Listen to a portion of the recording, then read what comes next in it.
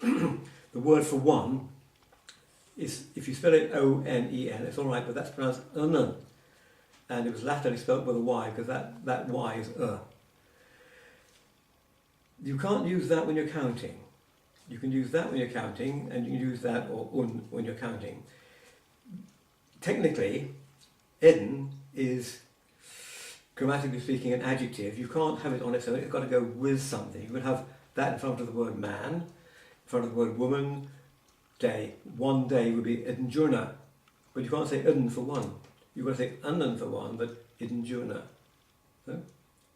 So in English, we've only got the word one, and one day is the same word. In Cornish, you have a different word according to how you use it, which is complicated. When you get beyond one, it's not so bad. Do is do, all right. If you're using it in front of a feminine word, you use different spelling. So that, D-E-A-U, is what you used before masculine words. I mean, two boys, you'd use do. But two girls, you'd use that word, but not spelled like that, because that D-E-W, if I saw it, I say, oh, that means God. Because D-E-W would be God. We want D-I-U, that's Diu, and that's Deu.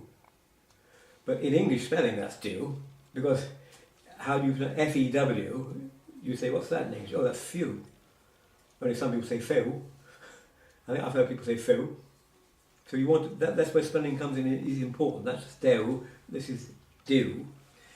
And if you put that in front of certain words, it causes a spelling and a sound change.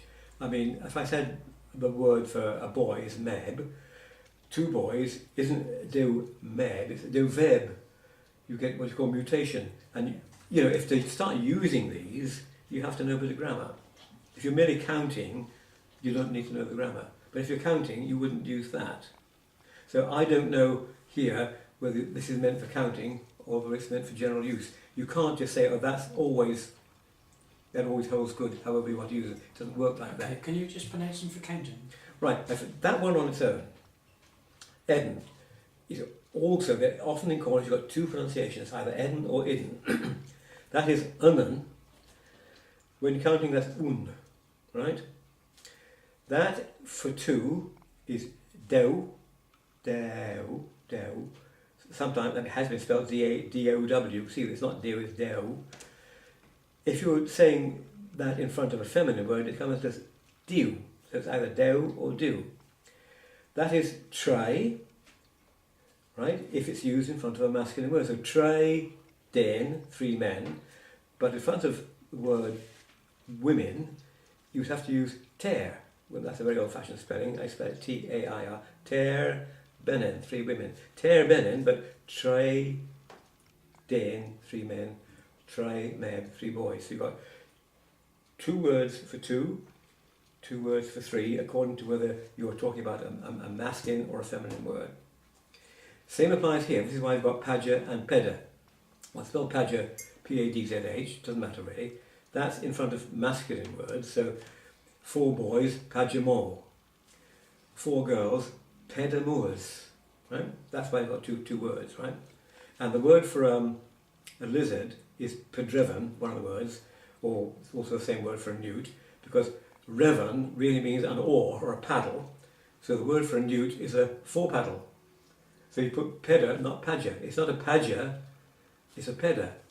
But if you have another word for a lizard, which is padjapo, four paws, the word for paw is masculine, so you say padjapo, but pederevan. It's very interesting to see those two there. And you know, strictly speaking, padjapo is a lizard, but pedrevan is strictly speaking a newt. That's how you tell the difference. Pemp is all right. Well, hui, that went out. You know, by 1700 they weren't putting that. excuse me, that on the end, and it was H-U-I, hui, like that. Sight is all right. They tended to pronounce that as a Z, and therefore they usually spelled it as a Z. Even if you write it as an S, it comes is Zeith is correct. Eth is right. Nor, right.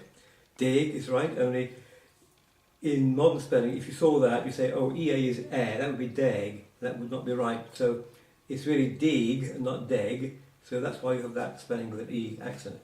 When it comes to the word for man, I compare this.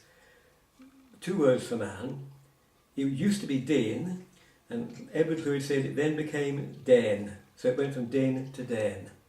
That is not Deg, that's Dig, so we have to stick to that. But with Den we can use either, but that was the later form. Do you see what I'm driving at? Idnak, so we don't put any CKs in one point, it doesn't matter. Now that looks like Dovek, but it isn't. It's Dorvak. Dovak, right?